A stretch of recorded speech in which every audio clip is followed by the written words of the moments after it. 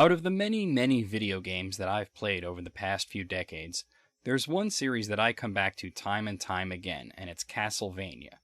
It's easily my favorite series of all time, and it's always either been my top favorite or close to it. Though my history with the CastleVania series goes all the way back to the NES days, one game cemented the series as completely amazing for me, and that was CastleVania Symphony of the Night on the PlayStation. Easily my favorite game on the system, and something I've played again and again. So let's look at 10 facts about CastleVania Symphony of the Night. Keep in mind, some of these may be well known, others may be obscure. It's not about which you knew and didn't, but about possibly learning something new. So here we go. In Japan, the game is called Dracula X Nocturne in the Moonlight, and there are several differences in the game. Most of the changes are typical changes to names of characters and items, but the greatest of which is the packaging, which includes an art book and the game's soundtrack. The European version also included these extras, but only in the first print run, which was limited. The American version was stripped down to just basic packaging, though it did include an unlockable soundtrack and the sound test in the library. It's not as cool as actually having the soundtrack on CD, but it's better than nothing. Speaking of CDs, music CDs use a format known as Redbook audio, which is recognized by dedicated music players like any CD player. PlayStation games used this format rarely, as it took up a lot of space on the disc, and attempting to play game discs in a CD player would result in horrible noises. However, Symphony of the Night had a single Redbook audio track, which had a message from Alucard. Let's listen. As you can see, this is a PlayStation black disc. Cut number 1 contains computer data, so please don't play it. But you probably won't listen to me anyway, will you? After this message, a song would play that wasn't in the actual game, but is a heavily remixed version of the theme from Dracula's castle. The Japanese version of CastleVania Symphony of the Night included 2 extra familiars, the Pixie and the Tengu, who were voiced by Japanese celebrities. As they were essentially identical to the Fairy and the Demon, respectively, they were removed from the English versions, though they were put back into the game for the PSP version.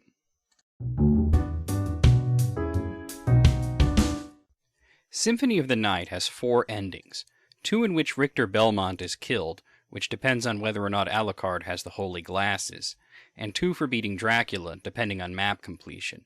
However, audio files found on the game's disc hint at a 5th tragic ending. Here's what it sounds like. Wait! Don't hurt Richter anymore! Maria? Richter! You saved me. If not for you, I would have lost to this fool.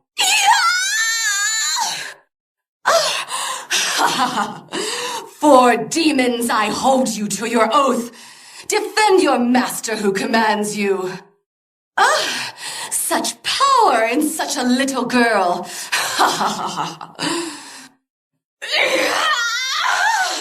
It won't end like this.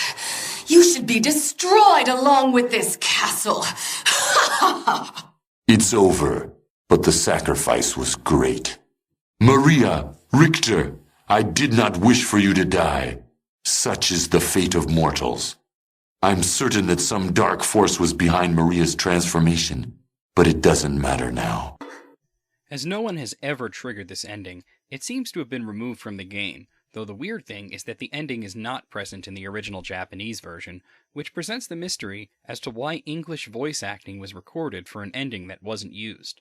Perhaps it was planned to be an American exclusive ending? Here's one you may know.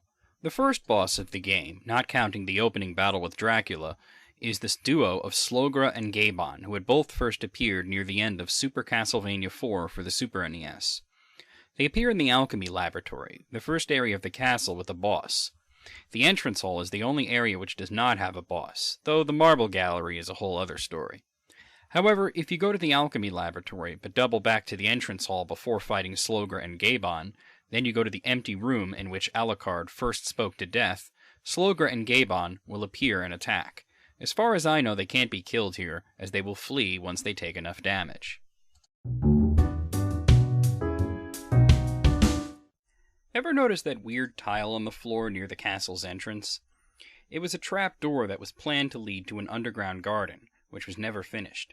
You can glitch your way in with Richter, or use a cheat device to get in as Alucard. There's an unfinished area which even has a save point.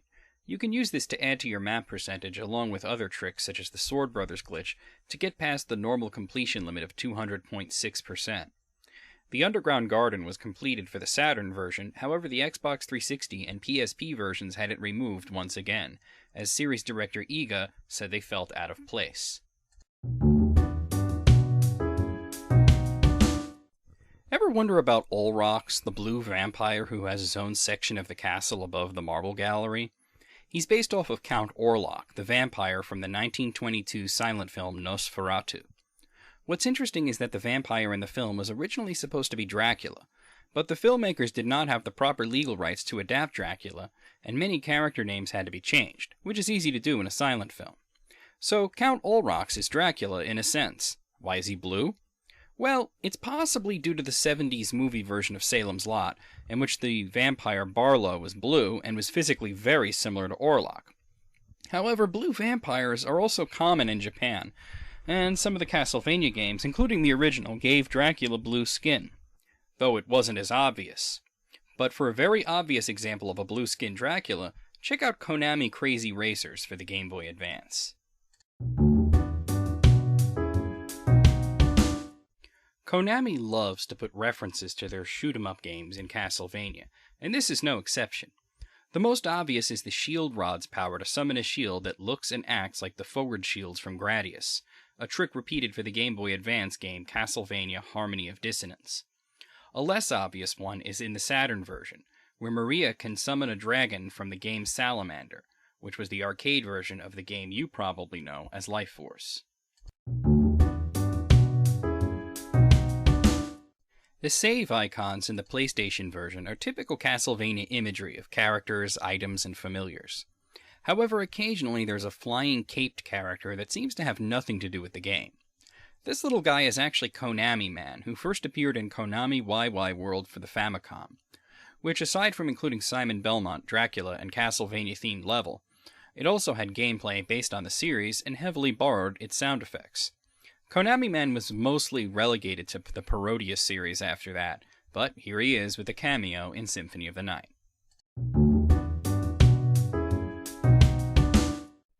Finally, ever wonder about the Galimov, the gigantic space flea from nowhere that acts as an optional boss in the floating catacombs? He's easily the hardest boss in the game.